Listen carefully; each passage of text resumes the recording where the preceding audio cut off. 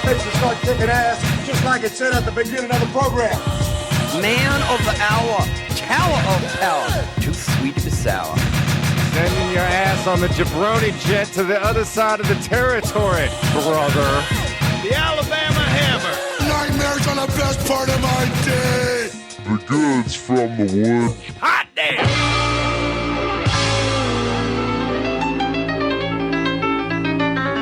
Welcome to the Goods from the Woods. My name is Rivers Langley. I'm Pat Riley. I'm Sam Harder. And joining us today for the first time since December 1st, 2013, which is a fucking crime because she's one of my favorite people. And she has a new album out, Our Friends. Solange Castro. Welcome back, Solange. We're so glad to have you and so sorry it took this long. Thank you. I can't believe that was December 2013. December, that's blowing my mind. That is like season 1, episode 4, 5. Like it was early. It was like mid-teens. I think. Something like that. It was. I remember that episode quite well because I'm surprised you remember it because I remember there's like a lot of tequila involved. It's episode 14, and it's the episode's titled "Let's Dance." Yeah, because I remember that day. Goodnight came over to my place because I was living in Mar Vista, and him and I watched Breakin', and he was obsessed with Lucinda Dickey, the woman that was like the lead actress love in interest, Breakin'. yeah. I love that movie. I must have talked about it then because I went to like opening night of that movie and sat in the front row, and I'll never forget it. Yeah. That movie's awesome. I don't care if we did talk about it. What?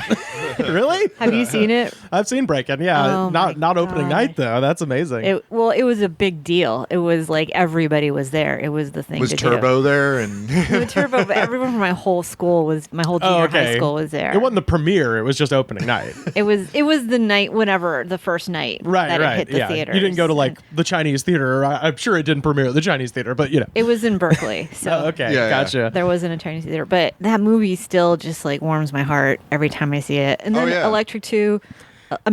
Breaking 2, Electric Boogaloo. Electric Boogaloo, yeah. I don't remember Electric Boogaloo. That's the one I've seen. I haven't seen the first one. The first one's amazing because there's so many little things in that movie that are just great, like endearingly great, but also hilarious. Like Jean-Claude Van Damme just like busting a move on Venice Beach.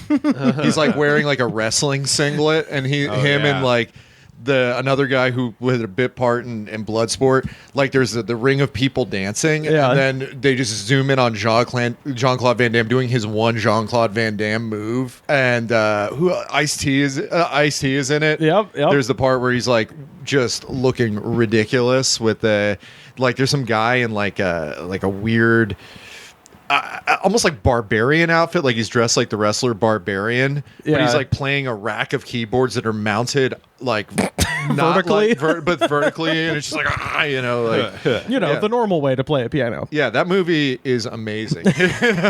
It's a classic dance movie in that like the dance takes precedence over acting and script, and it doesn't matter. Like nobody cares. We love it just as much. The album that you've got out now, this is your first comedy album, right? And yes. It's on our friend of the show, Kyle Clark's brand new Radland Records, and it's called A Journey of Self-Discovery.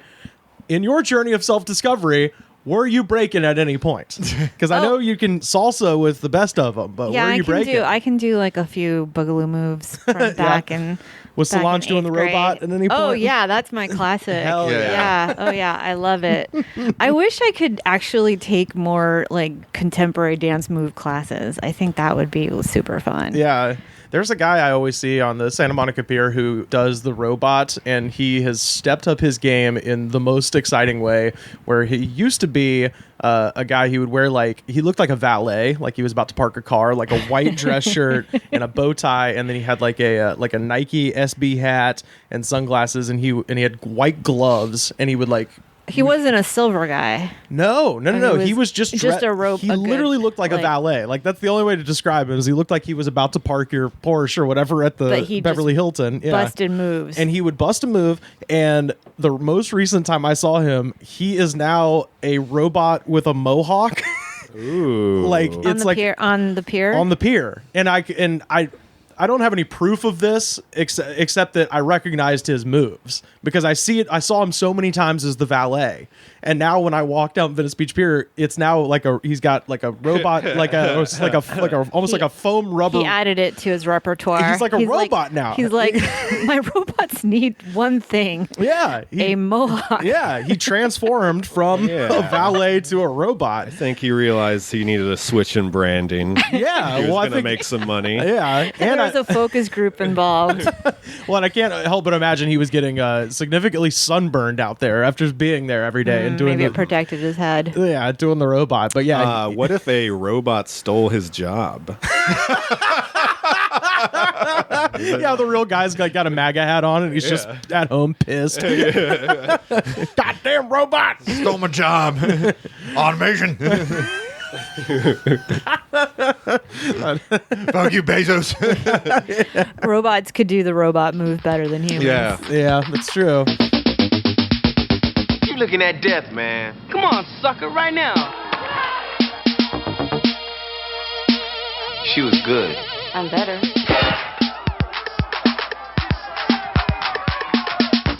Who do you think you are anyway? Fred Astaire? Who? Don't be mistaken, you got to see Break It. The journey of self-discovery was a joke of yours that I remembered, like... It's one of like the first jokes it's a joke I've been telling for like 7 years. Yeah. And then it opens the album, right? Yeah, well then it was the kind of thing where I just realized, like, you know how you write jokes and then you get so sick of telling them and you retire them and, and then one day you look back and you're like, wow, that's a great joke. Yeah. It really holds up. The thing that always happens, you'll tell a joke that you get sick of in Los Angeles because you've done it a bunch and you're like, all right, whatever. And then you go somewhere else and you just roll over it the way you do there because you've kept it in the act because you still like it. But then it actually gets a laugh and it fucks up your timing and shit because you're like, oh yeah, this is the one for me. Why are you laughing at the joke that I include for myself? You know? Yeah. Well, when you go out of LA to do comedy, you forget that you don't have to be super punchy and like. In LA, you have to be so strict with your beats, and you can't make one misstep, and you can really let your set breathe when you're on the road. It's nice. Yeah. I wonder what that's like. I know. I do feel like when I do comedy outside of LA, I talk so fast and I just rush over all the laughs, and I'm just like in a panic to get to the next thing. Yeah, because we're so used to doing that here because we have short sets all the time. We're trying to pack them in. And bored audiences who've heard it all. And in reality, all of our material is probably like twice as long as it should be the way we're doing it, you know? Right. I don't know. It's something I thought about. I was on the road in January for like 3 weeks, and I like kept making set lists, and then I would have to like in the middle of the ditch like 4 jokes. Right. Oh, I can't do any of this. Yeah, because you're used to doing 5 minutes and being like, all right, I have all these ideas and I need to pack them into 5 minutes like a clown car. Which is a good way to write. You know, it's a good way to to learn to write. But then when you're performing, you need to have a more relaxed. Yeah, people like it. Well, there was always that thing where at like Westwood Brewing Company, there would be the thing where they would have the drawing for the 5-minute slots and then the work in 3-minute slots.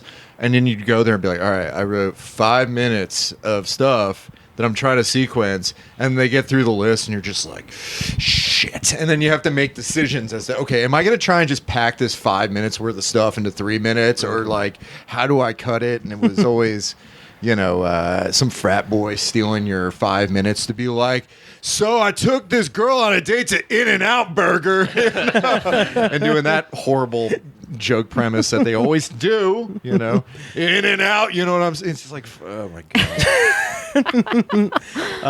But yeah, that's the joke that opens up the up the record. Yeah. So it's basically a making fun of like Eat, Pray, Love. I don't know if anyone read that book. It's a phenomenon. I haven't read the book, but that's almost always. You don't need to read it. You know what it's about. Yeah, a journey of self-discovery is how they explain. It's like female porn. porn. It's like memoir porn.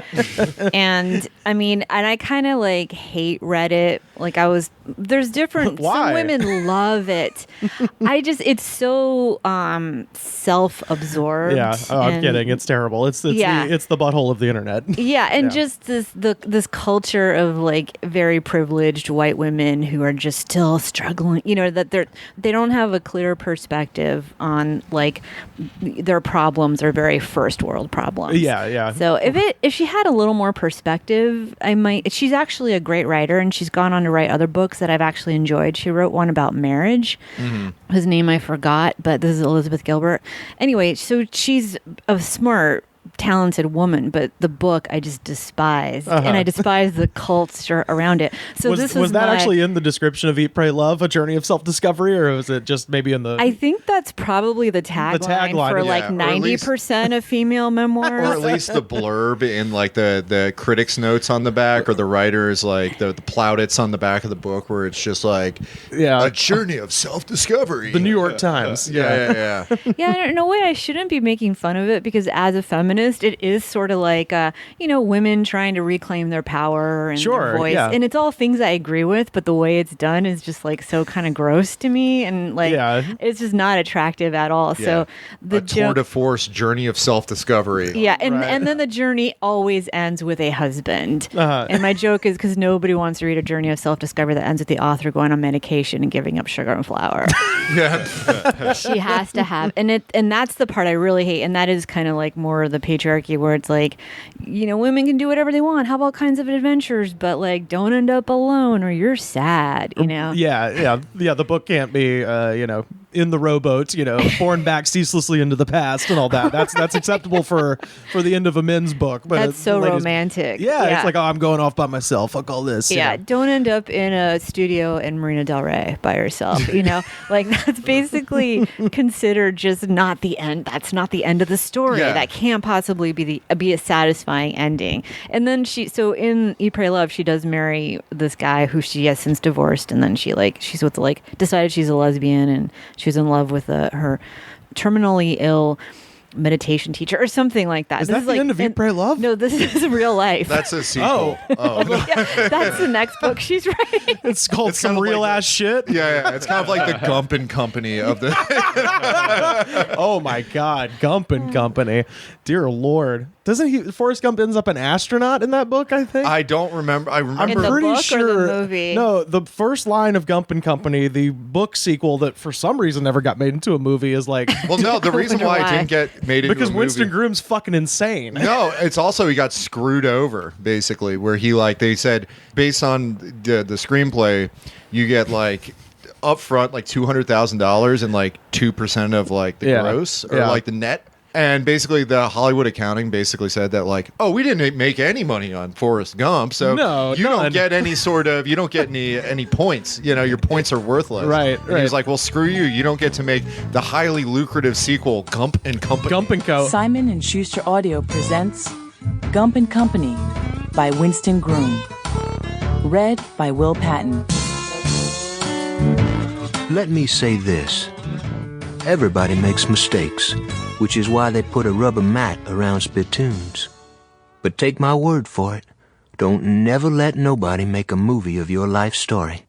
If bullshit came in barrels, I'd get me a job as a barrel maker and have more money than Mr. Donald Trump, Michael Mulligan, and Ivan Bozoski put together.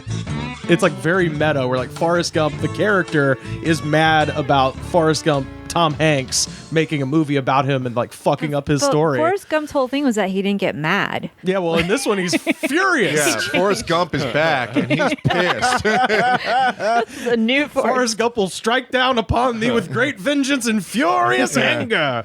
I ended up on the surreal life because Hollywood is a self-eating monster. It's kind of, I legitimately think he goes to space. I think that's like one of the plot points of Gump and Co. is like he ends up like on Apollo 11 and like lands on the moon and just like a bunch of other crazy shit. And he's basically the rest of his life is plot lines to Tom Hanks movies where he's just like, and then I got marooned on an island and befriended a volleyball. Although the reality of that would just be him doing the Kramer reality tour. Forrest Gump's the real Forrest Gump swamp boat tour. Yeah. So the writer just got paid for the script. He got paid the advance for the script and didn't get any money off of points because of Hollywood accounting. Because all the mansions people bought were part of the. Well, they messed with it. Yeah, they messed with it where it's like, well, we spent like $40 bajillion on advertising, and which they didn't, but it was they basically screwed the guy over. So he was just like, well, ain't doing this, That's like when you hear people's lives, you're like, okay, I get it. It sucks for everybody. We all get screwed, even the writer of Forrest Gump. I just read this book that my friend recommended to me. It's called Circe. It's sort of like a feminist retelling of the goddess Circe, who's daughter of I don't know, Helios or Hermes, or I don't know. She's the one who turns Odysseus's men into pigs, and keeps Odysseus prisoner on her island. But in this book, she ends up marrying a mortal and having kids, and deciding to forego all her powers and just live a normal life, and then die like a regular human. And I was like, oh my god, my journey of self-discovery joke still holds up. It's never going to. It's this book just came out, but it's like this joke is got staying power, because those journey of self-discovery stories are not going anywhere. People need them in these times. People want to pretend like they're not depressed. For whatever reason, women's lives are not complete without a man. That is a strange thing. It's about self-discovery, but then at the end it's like, I can't be by myself. Exactly. Yeah. You just learn just myself enough sucks. to land him, just enough to get a husband, get you a man, and then you're good. It's that Carlin joke about self-help. Why do so many people need help? Life is not that complicated. You get up, you go to work, you eat 3 meals, you take 1 good shit, and you go back to bed. What's the fucking mystery? And the part I really don't understand, if you're looking for self-help, why would you read a book written by somebody else? That's not self-help. That's help. There's no such thing as self-help. If you did it yourself, you didn't need help. You did it yourself. Try to pay attention to the language we've all agreed on. God bless George Carlin. Yeah. The picture on the front, by the way, what is that from? Glamour shots. We'll throw this up on our Twitter at The Goods Pod. You guys might have be too young. Tremendous Glamour photo. shot. I was actually mad because I think Glamour shots as a soft focus. I think you can franchise out Glamour shots as a thing to brand your independent photography business, but Glamour shots, you go to the mall and do Glamour shots, that doesn't exist anymore. No. And I wanted to do Glamour shots for my professional headshot. I wanted to have the thing where it was the fur, the weird fur and the soft focus, and nice. My I just want to say right now, I know a flea market 5 minutes away. We can have that done at the one now. over across. Let's do that after the show. They have a Glamour shot. That's like a family run, a Glamour shot. Oh, that's awesome, dude. Oh my god, I might have to go with you guys. Let's go do this now. Yeah. Solange. Sorry, guys, we're leaving. Yeah, I mean, this is just because it's an audio medium. She's wearing essentially a Zorro hat. Yes, it is an outstanding photo. Well, so what happened was my aunt, who's also my godmother, got me a Glamour Shots package for my 18th birthday. Which is like a cajillion dollars. It was very expensive because they make you up. And then they provide, they supposedly do your hair, make you up, and they Does the flea market give you makeup? It seemed like they had some fake trophies you could hold up. If you're on a soccer team or something. Yeah, dude. I want to do the karate theme personally. Is it real? I'm not making this up. Yeah, so it's the swap. Is it the swap meet across the street from where the Pizza Hut and the Staples? Where the Staples used to be.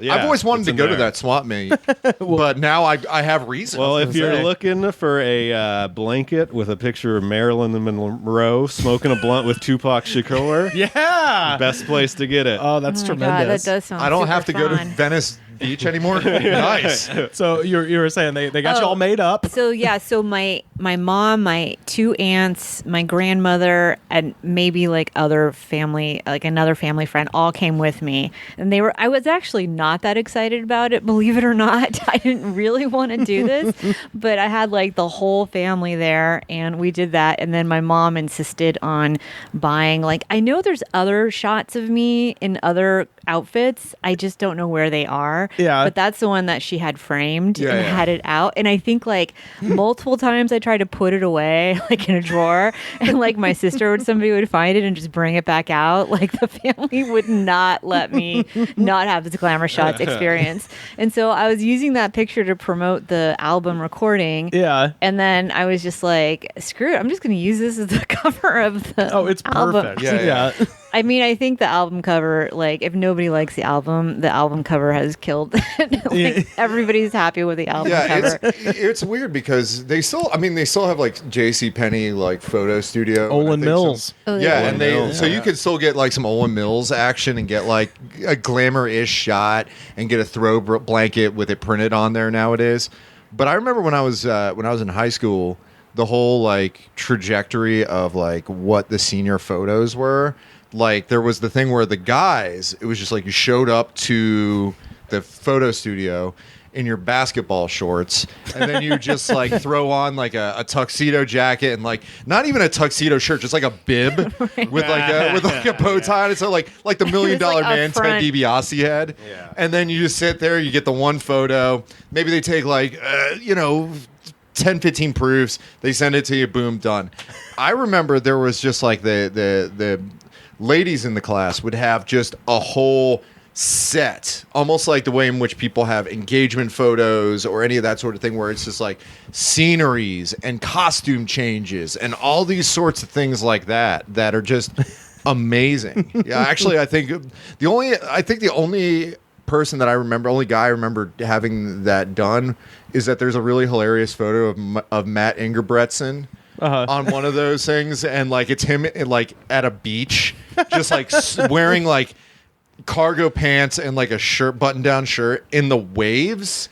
It's like so ridiculous. But yeah, that was like the thing, because you would go and you'd see your friends of yours from high school, and you just walk in your basketball shorts, and then like one of the girls in the class would just have like a whole suitcase full of clothes, and it's like a whole production that you get kind of roped into. Have you seen the Firefest documentary? Yeah. The Netflix one. You know those pictures, those that people pay to take on airplanes? Yeah. Like they're going somewhere exotic. It kind of seems like that's like this modern day version of it. Like this the glamour this life. shot. Yeah, exactly. Like living this life, you know. Because we didn't have social media, and so that was like your chance to be glamorous. Yeah, and then you would write like a little message on the back of it, like stay in touch, never change, such and such. Here's my phone. SOS. Or the classic hags, have a good summer. H.A.G. And then you'd throw a number on there if you actually like were like, I want to keep in touch with this person. Right. Yeah.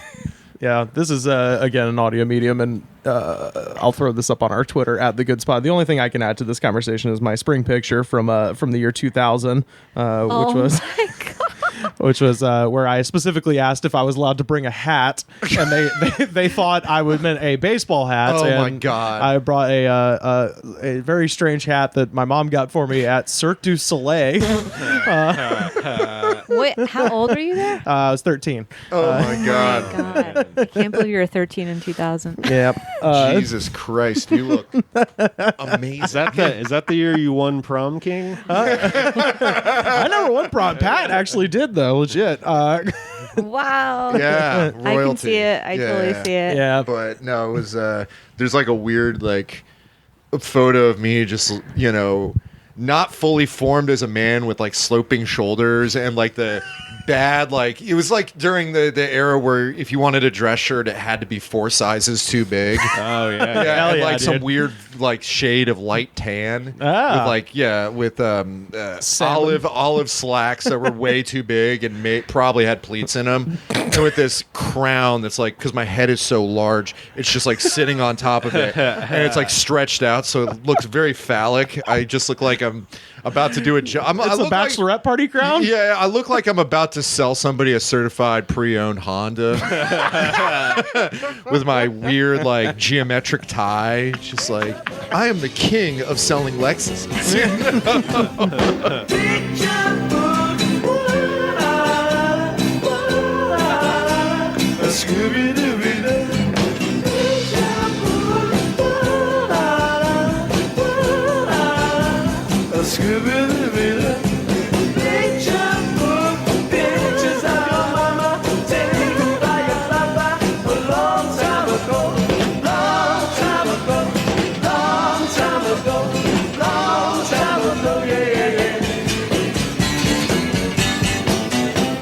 Did you start stand up here in Los Angeles? I did. I started in like the 90s. Oh yeah, shit. So I did comedy for like 2, 3, 4. I don't even know how many. I mean, I was just sort of like floating in and out, and Sure. I was always bombing. I was way younger than everybody. Like, to me, for some reason, comedy was like an old person's thing to do in my head because everyone was older than me. It wasn't like there was I a saw million photos. 22-year-olds. I saw now. photos of Vance back then, and he was wearing like the baggy slacks. Like he was like, he looked like he was 50. Yeah, it was. How baggy were the slacks? Oh my God. Did he look like a Zoot Suit Riot? Not quite, Okay. but he could have like smuggled a bunch of like snacks into the movie theater. It's funny because now he has a very like modern dress and haircut. Yeah. Right. He was just keeping with the times, you know. I always thought him as very youthful. Like, he's always, he still is youthful. Like, even then, he was like 40 then. And so, yeah, I just kind of like was observing all these amazing comics, and it was probably like, in my mind, it was like the best way to learn comedy because it wasn't like I was there like, I'm going to get famous, you know, or we didn't have social media. So it was like you literally were just there because you were passionate about this thing. Sure. And then I decided this is too hard. Like, show business is too hard. And I didn't think you could do comedy.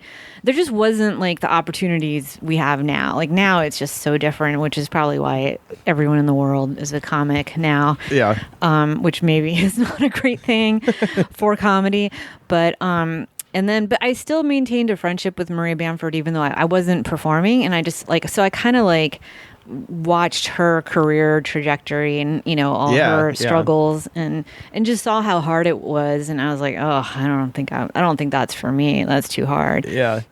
And then I just kind of like wandered back into the unurban because I just like kind of organically just wrote some jokes, and then I met Pat Riley. And the rest was is this prior to me history. hosting? Because like that was like a dark age of the unurban when it was like just the weird. It's always been kind of a weird. Yeah. It was like, but like it was the weirdest collection of human beings ever. But to me, that's Unurban comedy. just has that. Yeah, but it was Urban specifically has that. Yeah. Yeah, but it was not like we still had. I just mean the coffee shop. Like if you looked at the bulletin board, they had a monthly meeting for people to meet up and talk about a 9/11 conspiracy. They have a separate chemtrails awareness group. And then there's the Finnegan's Wake Marshall McLuhan reading group, which is like, they've been reading Finnegan's Wake since 1997. Yeah. I know, but like, God bless an urban. Does anything else like that exist in any urban? I mean, especially there. I mean, because it was like mostly AA meetings there.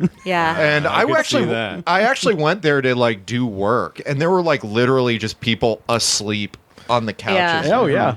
And they just would rustle every once in a while, but they'd still be there. It's funny because like she closed it down because she couldn't stand comics, but she's still okay with people sleeping. Yeah. She was like, comedians, I can't take it anymore. Yeah, and I mean, it was, I don't know. Like, I guess my sense of comedy, and I was thinking about this recently because I'm teaching a class, and I just always think about like, I just like to talk about comedy, you know, just be like that kind of like I don't know, probably annoying person to just, but I was like, I really thought it was like, this is a forum for speaking the truth, you know, this is comedy's about like truth and justice. And I had all these really like high ideas of it, you know, that was like my own like youthful folly, but I really felt like this is what comedy's about. And then when I came back, I was like, oh, comedy's just people spewing out their stuff. I don't know. What do you guys think? But I mean, I didn't know, like, I had no frame of reference. I mean, I started going to open mics in like 2010, and you would go to like the Unurban, for example, and it would be half people who were actually doing comedy. And then there was the other half, people that kind of wash up and they're just like, I got a microphone and I just have something to say. And what they have to say doesn't have any form. It was just kind of a mixture of the two. I mean, Sam kind of went in the end and it was just like kind of a weird, like people that were sticking to the form somewhat, but it was like the content within was just like, what the hell is this? Yeah, a lot of it. Well, that's open mics in general. Yeah. Did you also start in LA? Yeah. And I think that's a huge difference here than other places. Yeah. As comics are much more structured, even at open mic levels. Even some of the crazy people. Right. Like, they have a structure compared to like the middle of the country. I started in Austin, Texas. Yeah. And you get a lot of those people you're talking about where they like have something to say, or they were just like abused as a child and they haven't gone to therapy. I think that's the bad part about open mics is they're just like churches. They're just like, yeah, we accept everybody. Yeah. For better, They're for open. worse. Yeah, and that's okay. I mean, I think now it seems like, first of all, in LA, because there's like so many comics, they all cost money. So people are spending like, I can't believe how much money. And people have aspirations. People come here to start comedy and they don't realize that you don't have to do that. Yeah. And also, most of the mics are run by people who started here or just started. So their idea of how to run a mic is to scam people for $5. I don't even think some of them are. I think there's a cottage industry now of open mics. Like if you just want to like just sit and watch comedy for 4 hours a night and charge, you can make a couple $100. Well, I remember when Marty's for opened, sure. and that was like the thing where it was just like that's the only one of these I've ever been to. And it was the worst place I've ever been. And I never went back. Because Marty's was, for those of you that don't know, Marty's was like a perpetual open mic. Yeah. It was an open mic for 9 hours, and you would go in 3 rooms, right? In Or 3 two rooms, so you could perform in 3 rooms, and you would go and you'd plop down your $5, and maybe there was a little bit of a wait. You'd but wait it was like in line on behind demand. a fucking line of sex offenders. Yeah, it was like on demand open mic. You would go into somebody's bedroom. Yeah. Like they said we have a big and a small room was what they told me. Yeah. And I go, okay, I guess I'll go into the small room. I go the Marty's lab. Marty's lab is his fucking bedroom. I go in. There's like a couple like people sitting on buckets and shit in this room. There's like a slight stage. Next to the stage is a hot plate, a microwave. Someone's clearly living in this room, and we're doing stand up in there. And then you walk out. Yeah, you bomb in that room. Then you walk out into the big room, and you perform on a stage that has a fucking painting of this weirdo's face, Marty. His face was painted on the fucking wall. And then he would go up there and just tell like 45 minutes of rape jokes in the middle of it. Yeah, there would be like, because I remember when Marty started, somebody was walking around in front of the Comedy Store potluck, handing out business cards saying like, Marty's open mic. Come to my bedroom. And $5. And people were like, I'd never do that. And then it just turned into the thing where it was the thing that served all the people that were going for that. Too bad. That circuit. That's the thing in West Hollywood still. The people who have been rejected hard by the comedy clubs. Because even at the store, they accept weirdos. They accept people who are fucking out of their mind. Oh, yeah. And so if you're too weird to hang out at the Comedy Store, there's plenty of places and people that are willing to accept and go to those. Just check us out on YouTube and look at the Hooters incident video that Joe Raines described about the guy sticking the bat up his ass at Hooters. Oh my! Solange, what's like the weirdest like kind of venue that you've experienced in doing stand up here in LA like that? Well, I have to say, first of all, that I marvel at my own dedication and commitment to comedy. Like I look back and I'm just like, well, I don't know if I would do it again. Just thinking about like all the craziness I've endured, I'm like, what was I thinking? Oh, I could just say personally, I've seen plenty of times at the Unurban and many other venues across Los Angeles, the weirdest thing ever happened, and then they go, okay. And now Solange Castro, and I've seen you personally have to follow. And if you've never seen Solange, like so goddamn funny, so professional, and I've seen you follow the biggest train wrecks ever, and you just get up there like, all right, and then you just do your jokes, and it's great. But like, it's a tip of the hat to you because I've seen it happen with my own eyes a couple of times. I just go like, what propels me to do this? I think that also, do you know how fucked up comedy is? Because nothing specifically sticks out. You know, Right. so Exactly. many of these things have happened. Like, I'm trying to think of one for me, and I can't. I think it's sort of.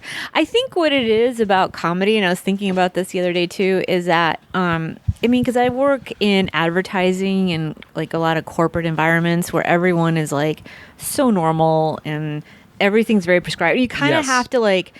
Just going to work is sort of an acting, you know, you're just so, and I think most people feel that way. And I see Yeah. this with people in my classes who aren't people who necessarily want to pursue a comedy career. Right. They just really want, they may have a job and they just really want to break out of that role and just say what they really think. And I just think comedy is this place of like freedom.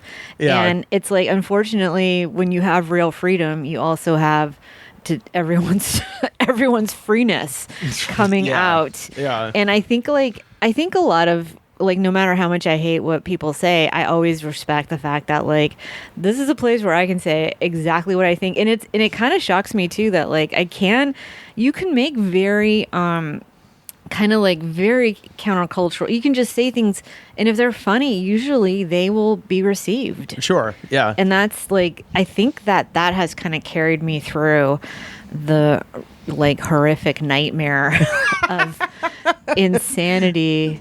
Yeah. Because I do feel very like unruffled. Like I don't have a lot of fear when I do stand up. Right. Because I feel like I can't, what could possibly be worse Yeah. than what really offends me is just the like boringness of people. Like just the banality. well, the banality of like porn, you know, like I smoke a lot of pot. I Yeah. watch a lot of porn. Right. If I have to hear one more of those premises, like I will kill myself. That is the thing that puts me over the edge. Is Yeah. just the total lack of originality. And like I'm like, wow, I would prefer the weirdos. I actually like I'll embrace them compared to the complete just like there's nothing there. Like it's like What this blows my mind stupidity. is they'll sit at an open mic and watch 15 people do the exact same premise, and then they'll still go up there and do their fucking version of it. Yeah, it's The first time I ever saw I have a novel take on jacking off that nobody's touched on ever. the first time I ever saw Garrick Bernard do stand up, he opened by saying, I signed up for this, but I'm not actually a comedian. I'm selling Amway. And I was like, that might still be the funniest joke I've ever seen in an open mic. I was like, if this is real, and he started going into the spiel before he like knocked it off. I was like, fuck, that's hilarious. I still want someone to be the merch selling comic where it's just like, I got 3 minutes, no jokes, but I got merch. Their whole act is merch. Yeah, Joe Raines and I were actually going to do that at one of the shows we were doing at the Improv, the T-shirt comedian, where all of his jokes, he would have like a shitty joke, and then he would hold up the T-shirt of the joke. Oh my god, I love it.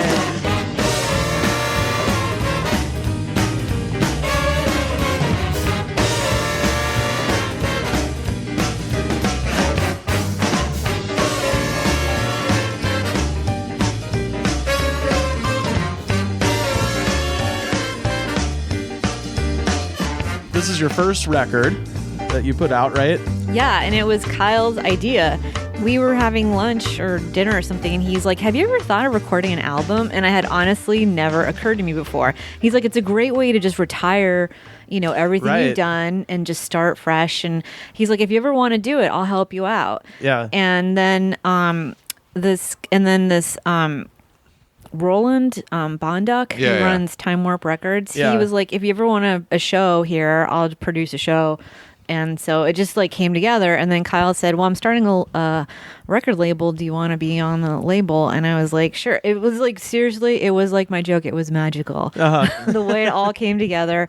And it's weird because it's not something I like really, it's weird because the way I kind of have floated in and out of comedy has been so, there was never a plan. There was never like a dream to be a comic. Like I never thought about it growing up. And then it's like, I'm like, wow, I guess I'm a comic. I have an album and everything. Like, but it's literally it was super organic for me. Sure. And it's still very strange to me sometimes that like, because this is where I put all my energy into. I think because I just have so much respect for the art form, and I just like, I really love it. Yeah, sure. But that's where it comes from, because I always thought of myself I'm not to like toot my own horn, but I'm not like I went to Yale. I don't know any other stand-up comics from Yale, although I do think there's probably more George W. younger. Bush. Yeah. And I think the younger generation. My favorite comic, John Kerry. I think that moving forward, like there probably will be a lot. I mean, Harvard has a lot of the Lampoon comedy writers, but stand-up has got this, and I think it's sort of what appeals to me about stand-up is it's sort of this really gritty, in the trenches type thing. Yeah, sure. And I think I like that about it. Yeah, that, like it's that it's not something you can skim your way. You can't Ivy League your way into it. You can't into being a funny stand-up comic. You have to go to all these. You have to hang out with Manuel at the Unurban. You literally you have to be around insane people. Yeah, and you have to go through this process. And I just really I don't know. I just feel like it's stand-up is one thing that like hard work really shows in stand-up. Not that it doesn't in other things, but I feel like in a lot of areas you can get away with skimming. You can't fake being good on stage. Not at all. Not even the slightest. I have an extremely off-topic question, but you mentioned Yale, and I have to bring this up. Have you ever seen the Whiffin' Poofs? Yeah. Okay. What? Well, I went to Yale. Do you guys know what this shit is? Is this like an a cappella yes. group? Yeah. Okay, so hold on. It's the a cappella group. Here's what's so I had never heard of this until about a year ago. I was home for Christmas. And my mother and I are sitting there, and my dad is there as well. We're watching Jeopardy, like I do when I'm at home. And the Advil commercial comes on, and my mom just out of nowhere goes, "I want to go see the Whiffin' Poofs." And I'm like, "What the fuck is the what?" Like, I thought she'd had a stroke and was just babbling because I'd never heard of this. And she was like, "It's the singing group from Yale, the Whiffin' Poofs." And every time I say it, it makes me smile. And I guess at some point I'm going with my mom to Yale to see the Whiffin' Poofs. Oh, you're going to Yale to see them. Because they also make a trip. Tour. They do like a tour every holiday season. Mom is pissed about that because they don't come anywhere near Alabama and they mostly just go to Europe. Yeah. So we're going to have to go to Connecticut. That's Emery's oral pleasures and no strings attached territory. God, college a cappella. So you've seen the Whiffin' Poofs. Yeah, so the big thing with the Whiffin' Poofs is they are all so there's a lot of singing groups, and then like the cream of each singing group gets chosen. They get tapped to be in the Whiffin' Poofs. Yeah, and so the big thing is Whiffin' Poofs is all male. I think until just recently. Like I think last year they added females for the first time to it, and there was like basically all of the like conservative journalists that all went to fucking Yale are the only ones that A, give a shit, and B, are mad about it. So there was like all the weirdly like a slew of articles came out like feminism's ruining the Whiffin' Poofs. Oh God, this is why I can't stand Yale. I mean, where it's just like you saw it before though, right? The Whiffin' Poofs? Is it worth the trip? Because my mom wants to go. Do you like singing? No, I don't. But I'm saying my mother is obsessed with this to the point she found a Whiffin' Poof on Facebook and fucking added him because she liked his solo, and they like chat. He's gayer than Christmas. He lives in Britain now. Your mom's a groupie. Yeah, my mom's a Whiffin' Poof groupie now. I haven't been to Yale, and I kind of they just took off the stained glass portrayal of slavery in the Calhoun College, which has now been renamed. Oh, but Calhoun was like the proponent of John C. Calhoun. And despite the protests of students, they would not change the name. They're like, "Oh, his family gave us a bunch of money. What are we gonna do?" God. And I was talking to a recently graduated student from Calhoun, and he said the master, because they are called masters, the head of each college, which is problematic there.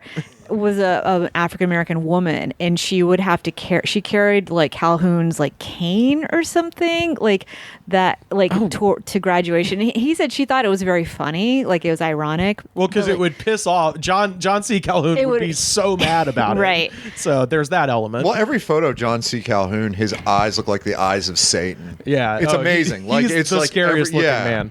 I mean, and Yale's partially built from people like that. This is like why I can't. America's partially partially built. Yeah, it's just, I can't. Mostly built, actually. I feel so not like it was just a cultural huge disconnect for me to like. I can't like I can't get into like the rah Yale stuff. Yeah. I see. It's weird because I didn't go to Yale. He's a Vassar guy. Women's college. At least that's very impressive. No, I didn't go to Vassar. It's a reference to the last episode. Yeah. But we check out our award show episode in the archives. But there was like, and Yale, I think, is like the Yale and Harvard, but especially Yale is like the epitome of this sort of thing, where there's like a certain college lifestyle where it's like there's like acapella, like college acapella. If you are not like aware of this as an institution, you just, and I'm not making fun of people that do acapella, especially at the school that I went to, because Doye was shout out to you, Doye Travis. Yeah, shout out to you, Doye Travis, past guest on the show, no strings attached, did the acapella episode of The Goods. But it's just like a bunch of like Nimrods in like white shirts and black pants, just going chim chim chim chim chim chim chim chim chim chim chim chim chim chim chim chim chim pressure. And it's like that's all it, and like, but people like when I went to college, we should actually attempt to do one. You guys were really good. We made actually in college we made a fake acapella album, where it was like did one you guy, really? But it was one guy. Do we still have that? Can we play that as the song of the week? We could find it. I desperately need to hear this. But it was like one guy that did like we would just have him do like versions of In the Air Tonight, but we like layered him and he did everything. Oh, that's fucking awesome. But the drum solo. Yeah, we were gonna do like guerrilla acapella and like bust in to like acapella groups and just be like, just bust in and be like, wipe out, and like, but it's like people would go, and these are like 18-year-old kids, and they would be like, oh god, hey, there's like college and they knew all the groups and stuff because they were like, this is the college aspirational 18-year-old lifestyle. kids and my mother. Yeah, the college out there's like, oh man, the new Whiff and Poofs album. And I remember they said something Dude, about you that. got new poofs? And I was like, what are you talking about? And hey man, I heard you got the new poofs. Yeah. Chim chim. Everything just chim chim. Like, what's with the chim chims? I've never heard like an a cappella version of a song where I was like, oh, this is better. Let's try to make that song. Oh yeah. But it's like, but there would be Crazy Train. Okay. Chim chim chim chim. I think if I could do it over again, I would have joined an a cappella group. Oh, yeah, I think that would have redeemed a lot of things. But it's like there's like, there's like these still like fraternity hazing aspects to it. Like they're like clubs and exclusive, and everybody Yale is all about like here's a club where you have to. They're all about being selected. Yeah, so yeah. like first you have to be chosen to go to Yale, and then at Yale there's like a million levels of chosenness. Yeah. And it's all about like I'm tapped for this, and I got into that, and that's like I just feel like people they're just so excited about exclusivity. Yeah. I get to stick my wiener in Geronimo's skull. Yeah, I mean it's like it's a real thing. Look it up. It's the pathway to the elite. It's like these are weird elite things that like if you don't come from those backgrounds, you have no idea the significance of being a member of the Harvard Hasty Puddings or something like that. Right. If you didn't jack off into a coffin, you can't be president. Yeah, and it's like another real thing. Look it up. But then when I went to college, there were kids that were like into the Capitol steps, which is like you're a kid. You should be listening to shitty rap music. You should be listening to Bum Bum. Bum bum bum bum bum bum. But yeah, there was You guys are good. I'm telling you, we should try one for the end of the episode. We should a really terrible acapella. Oh, my friend, I went to Yale with her, and her husband, he teaches at Duke, I think, and there's like a bunch of colleges around there, and they're all into like we're the Ivy League of the South, and it's like, oh my God, it just never ends. Like everyone's aspiring to be like this thing. Yeah, and the Harvard of the South. Yeah, which is hilarious. I know. I wonder if that's a American thing. I don't know. Yeah. It's because we are a very young country, and so having these institutions that date back to the 1600s, that's literally as old as it gets here, pretty much. So that's, I think, the appeal of a lot of that is like, oh, this has some history. You know, it's mentioned in the same breath as like Cambridge and Oxford because I think there's rich elitists around the world. Probably. Yeah, absolutely. I think it comes from just having money and shit like that. That's and wanting to be accepted. Or you just feel the need to constantly prove that you're better than other people. Right. Yeah, that thing. Well, and it's also it's a shortcut, much in the way that like participating in like a Greek system in like a big state school down south will get you at best into the governor's office of Alabama, Georgia, or whatever. At worst, will get you at least, favoritism over at Carl Gregory Ford Lincoln and Mercury. Yeah. I mean, there's like I think there is that sort of thing where I didn't get into Harvard or I didn't get into Yale, but guess what? I went to Tufts, which is the Harvard of East Boston. It's just like, or I don't know where Tufts is, but it's like these things where it's like they have these sort of signifiers of like elite status, and it's something that it sells the people to come to the schools. They're very much selling. They're very much selling a product. And Yale, I haven't been there recently, but it's supposedly now it's just like a country club. I mean, the way students live, they have like organic gardens. Oh, and it's just like this lifestyle that like you could not really afford outside of college unless you're, you have to like have this certain level of education and professional degrees. I mean, it's very not real, but it's like part of the package of going to Yale. Right. Culture, because it's uber wealthy. And that was one thing I realized was that like, it's not, even though, I mean, they claim to like try to like integrate, diverse, and they're great students with financial aid. But most of my friends came from insanely wealthy families, and I didn't realize it until I went to their houses, and I was like, "Oh, okay, this is definitely not the way I grew up." Yeah, it's just like, it's like, oh, you're too rich for a jet ski. By the way, what city is Harvard near again? What city is Harvard near? Yeah, Cambridge. It's in Cambridge, Mass. Yeah, what's that next to? Boston. Oh, smoking, give me the now, gonna keep on talking. I couldn't. Yeah, there we go. It's been a long time. But it's Rivers really wants to start this acapella. I want everybody to join in. Yeah. No, Yale was famous for people just walking around singing by themselves. Oh God, just walking to class and singing. That's infuriating. But like trying out, really? Just like, I don't know, because singing was so, because I guess there is this big tradition of singing there. It's the home of the poofs. Even though it's not, and it's very considered very like masculine. It's not considered some, like real dudes. Exactly. Real dudes sing Billy Joel. Real ass dudes sing for the longest time. I think they do have a stand-up comedy club now, which they did not. They have a ton of improv. Oh man, guys, if you ever been kicked out of your country club you pay $80,000 a year to be a part of, it's fucking bullshit. Yo, I know, it seems very antithetical. Yo, what the fuck's the deal with Junior Cotillion? Yo, what's up with Anthony not abusing the help? Is he not one of us? Yeah, that would be super interesting to check it out. Stand-up comedy.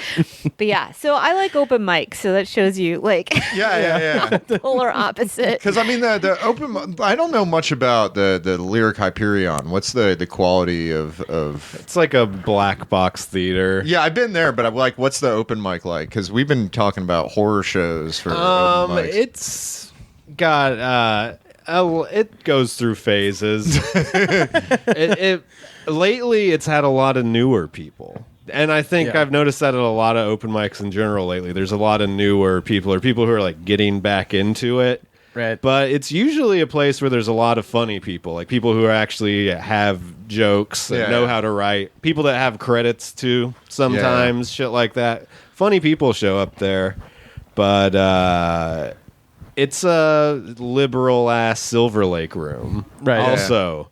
And sometimes they'll be way too liberal. Like sometimes you'll go to a mic there and you'll be like, oh man, there's like more women here than men. This is unusual. Very. Right. And then you know how men ruin mics with jack off jokes? Women ruin mics by complaining about their boyfriend jokes. Yeah. Like literally I watched like 10 women in a row go up and just complain about their boyfriend. I was like, whoa, this is crazy. Because you don't normally you don't see that normally. Yeah. Yeah, normally it's guys like, and them bitches. And it just makes you realize, like, oh, regardless of gender, comedy is just terrible.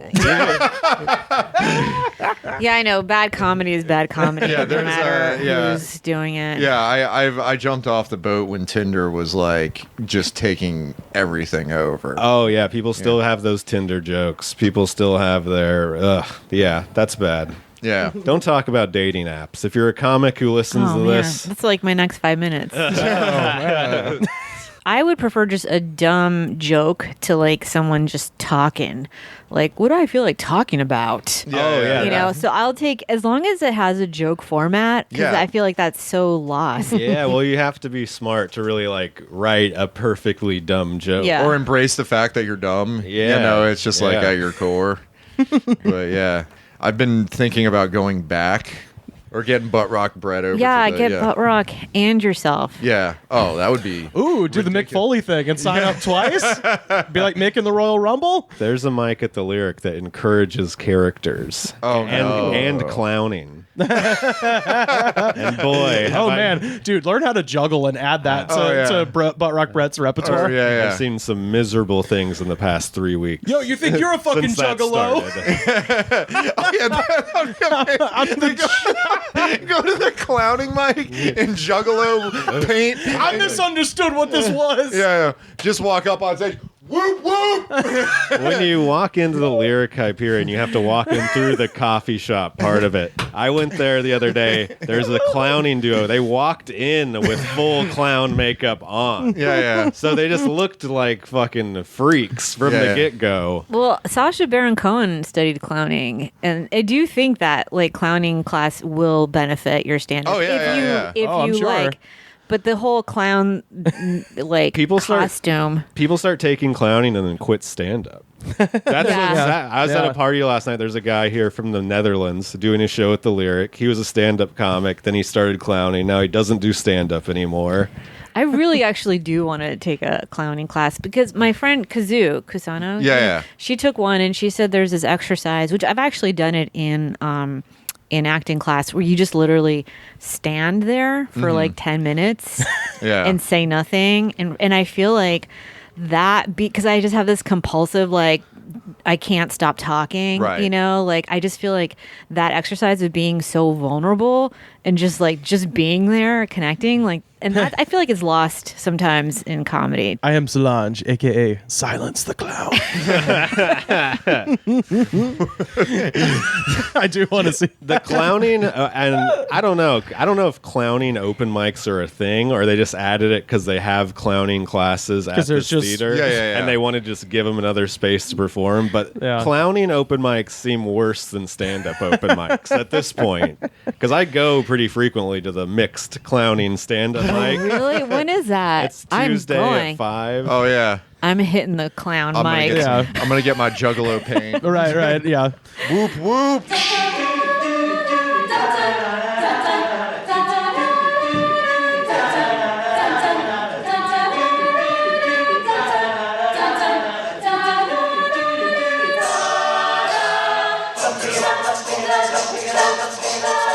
Solange, tell us where people can find you on the internet, and tell us how people can find a journey of self-discovery. A journey of self-discovery is on Spotify, Amazon, iTunes, and YouTube. And I have a website, solangecastro.com. And if you want, you can join my newsletter, email blast.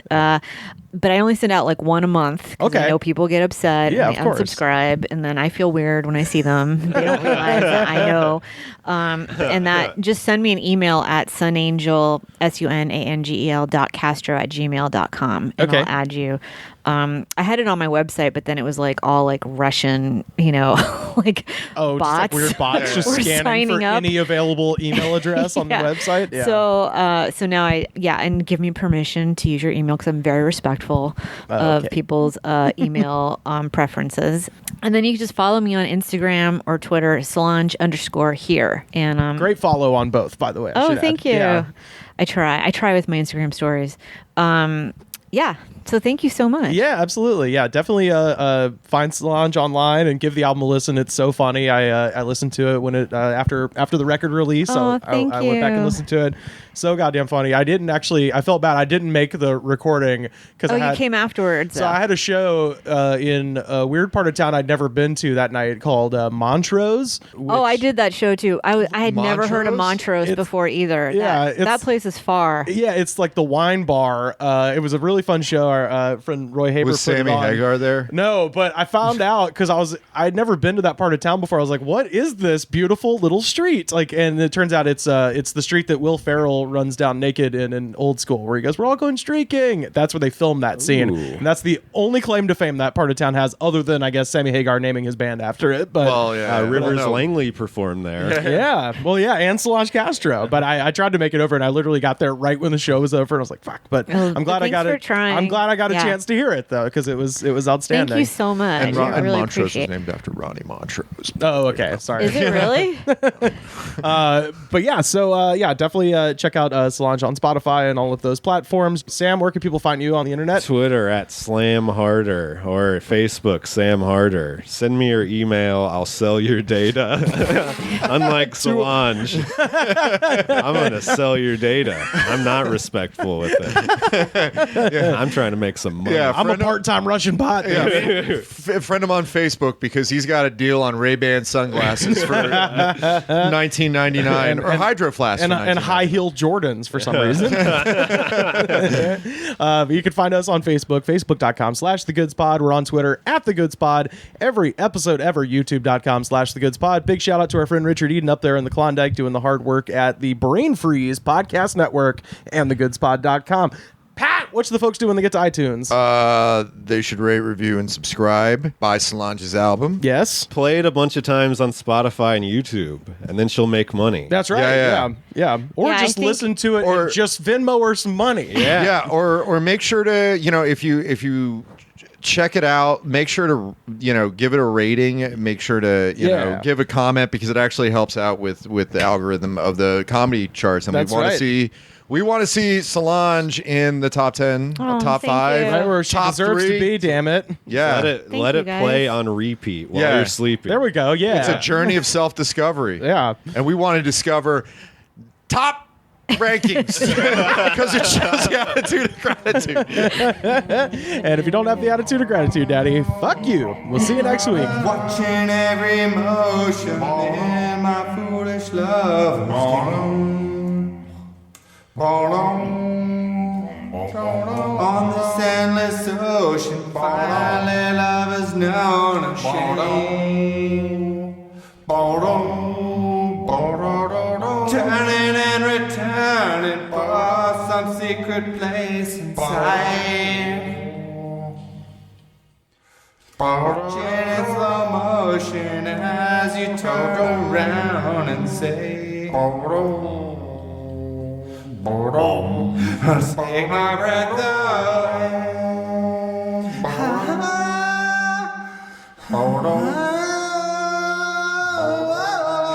Take my breath away.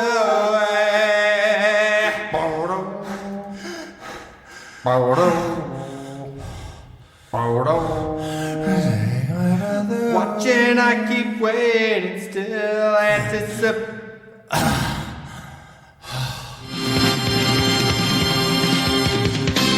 The Goods from the Woods was mixed, edited, and distributed by me, Rivers Langley. You can find the show on Twitter @TheGoodsPod. Our theme song was composed by DJ Smiles. Check him out on Twitter @DJ Smiles.